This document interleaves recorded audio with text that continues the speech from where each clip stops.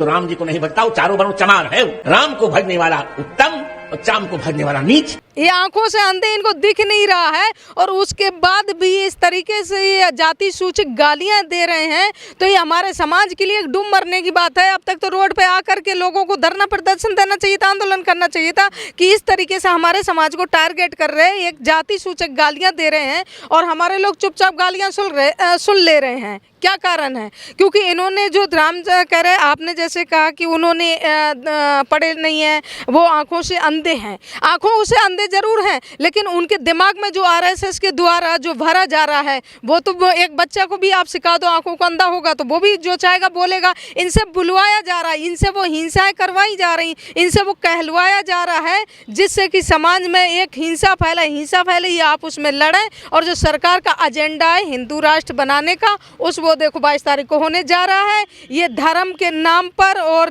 उसके नाम पर, क्या नाम है, हिंदू मुस्लिम के नाम पर ये आपस में लड़वाने का काम कर रहे हैं और उसकी आड़ में अपना एजेंडा सिद्ध कर रहे हैं हिंदू राष्ट्र का। इनकी ये है सीधी इनकी जो मानसिकता थी, इनकी जो टारगेट था, उसमें वो सफल हो रहे हैं। चमार को टारगेट इसलिए किया जा रहा है क्योंकि चमार उनको बहुत ज़्यादा खटकता है। किस लिए? क्योंकि चमार जितनी भी लड़ाइयाँ हैं, आज ले लो, आज भी जो आंदोलन कर रहा है वो हक अधिकारों के लिए लड़ रहा है, वो चमार जाति के ही लोग लड़ रहे हैं। और सदियों से अगर इतिहास उठाए के देखा जाए तो सबसे ज़्यादा अगर भागीदारी देश के अंदर रही तो वो चमारों की रही है। तो चमार इनको इसलिए खटकता है क्योंकि जो और भी अन्य जातियां हैं वो तो उनके उसमें रहती हैं कि उनको जैसा बहला देते हैं, जैसे फुसला देते हैं, वो उनमें शामिल हो जाते हैं। चमार जाति का मतलब है कि चमार जाति बाबा साहेब की अनुयायी है, बुद्ध की अनुयायी है। ये किसी के बहकावे में नहीं आते और हक अधिकारों के लिए अपने खून बहाने के लिए तैयार रहते हैं, इसलिए टारगेट चमार जातियों को करते हैं। अगर तुम एक पत्थर की मूर्ति में जान डाल सकते हो, जो लोग मर रहे हैं, मर जाते हैं, तो उनमें भी फिर आपको प्राण प्रतिष्ठा करके उनमें जान डाल देनी चाहिए। अगर तुम इतने ही चमत्कारी लोग हो और इतने ही अगर तुम में विश्वास है इस पाखंडवाद में, अंधविश्वास में, तो आप किसी एक डेड बॉडी को जो मर जाते हैं लोग, उनमें एक में प्राण प्रतिष्ठा करके दिखा दीजिए, आप उसको जिंदा करके दिखा दिया जाए, आपके मान लिया जाएगा कि हाँ कहीं ये शक्ति है। कल्पना बौद्ध जी, क्या लगता है जो रामभद्राचार्य हैं वो कह रहे हैं कि जो चाम को ना भजे वो चमार है, या जो चाम को भजे वो चमार है, तो ये जो ऐसी टिप्पणी है इनकी, वो किस तरह देखते हैं टिप्पणी को? ये जिस तरीके से रामभद्राचार्य ने टिप्पणी करी है, ये पहली बात तो ये संत नहीं हो सकता है क्योंकि ये एक मठाधीश हैं और ये लोग आतंकवादी कहा जा सकता है इनको। ये इस तरीके की जो बयानबाजी करते हैं, ये समाज को और देश को तोड़ने वाली बात करते हैं।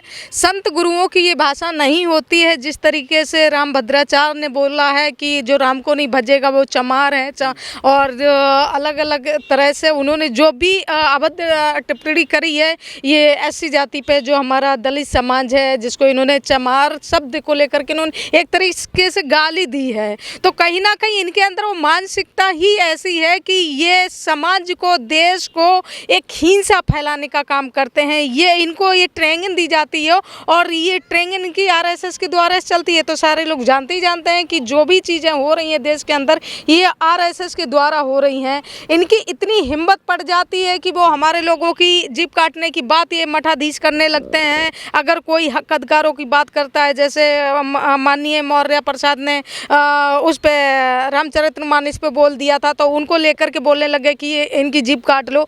तो ये एक उसके संत गुरुओं के नाम पर ये देश के लिए एक सबसे खतरनाक आतंकवादी इनको कहा जा सकता है। इन लोगों की वजह से हमारे देश की जो शांति व्यवस्था है वो भंग है और ये लोग इसी तरीके की बयानबाजी कर करके हमारे लोगों को आपस में लड़वाने काम कर रहे हैं। और इसका कारण हमारा अपना समाज भी है, ऐसा नहीं कह सकते हैं। उनकी इतनी हिम्मत पड़ जाती है कि जरा सा कोई बोलता है तो हमारे लोगों में अपने हक अधिकारों की बात करते हैं तो एफआईआर दर्ज हो जाती हैं, हमारे लोगों को जेल में डाल दिया जाता है। लेकिन एक व्यक्ति वो जो भद्राचार्य हैं वो सीधा एक चमार जाति को टारगेट कर रहा है। लेकिन आज तक किसी ने, एक हमारे लोगों ने इतने बड़े बड़े संगठन चला रहे हैं और बड़ी बड़ी पार्टियां हैं, किसी ने जाकर के थाने में एप्लीकेशन दी है क्या? उसके खिलाफ तक अभी तक FIR हुई है? चलो अगर तो दी भी होगी, किसी संगठनों ने दी भी है, एक दो पता था, क्या उस पर अभी तक कार्रवाई हुई? लेकिन ये संत की भाषा लगती है आपको? ये हमने पहले ही शब्द में कह दिया, ये संत हो ही नहीं सकते हैं, ये एक मठाधीश हैं, ये आतंकवादी लोग हैं,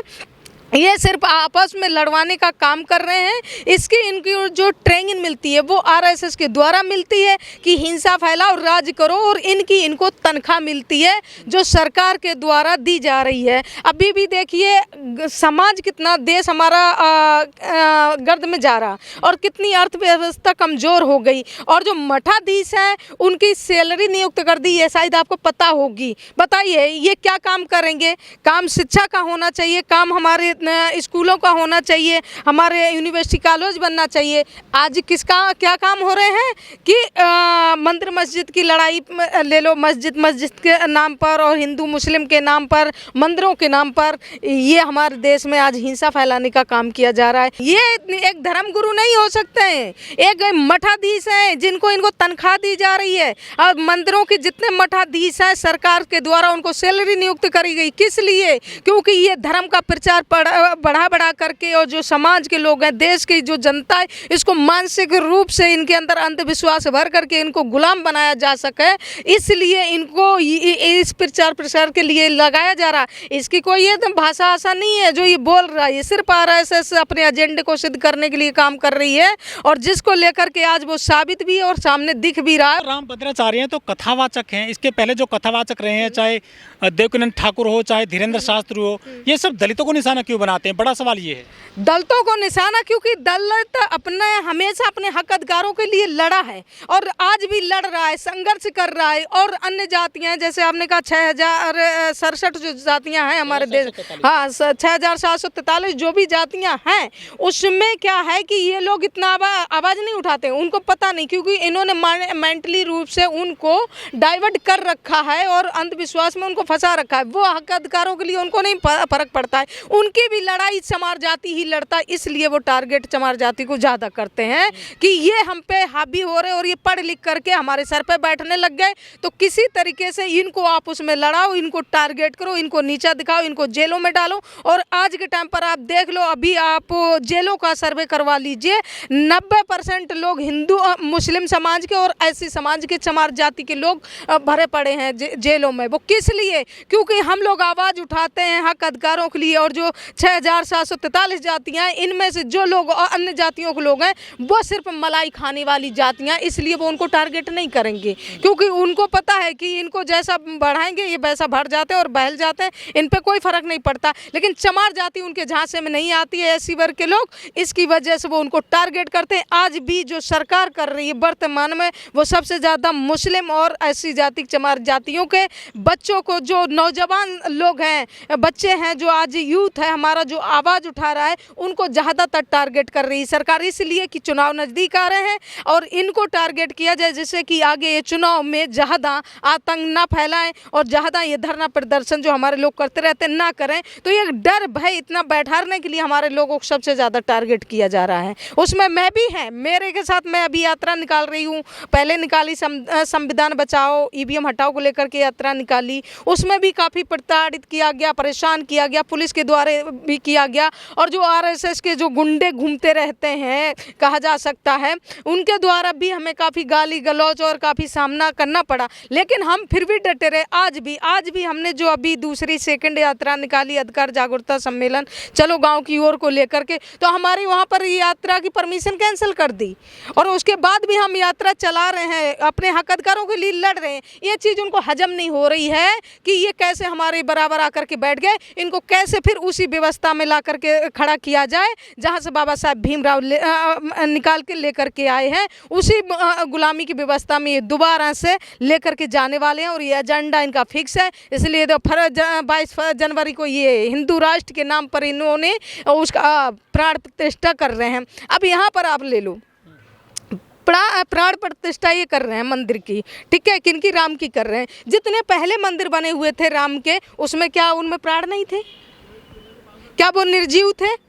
क्या उनमें नहीं था? जब नहीं तब नहीं था तो अब कैसे तुम प्राण प्रतिष्ठा उनमें जान डाल सकते हो? और आप जो कर रहे हैं देश के अंदर एक हिंदू राष्ट्र के नाम पर और धर्म के नाम पर लोगों को गुमराह कर रहे हैं और जो देश को बर्बाद करने का काम कर रहे हैं, जो संस्कृति को नष्ट करने का काम कर रहे हैं। हमारी जो एक बौद्ध धर्म है, आप विदेशों में जाते हैं तो कहते हैं कि हम बुद्ध की धरती से आए हैं, और देश के अंदर एक हिंदू राष्ट्र और जाति धर्म को फैला करके लोगों का भाईचारा, एकता, समता, समानता को आप खंडित कर रहे हैं। आप लाशों पे राजनीति कर रहे हैं। ये कहाँ देश का न्याय कर रहे हैं आप?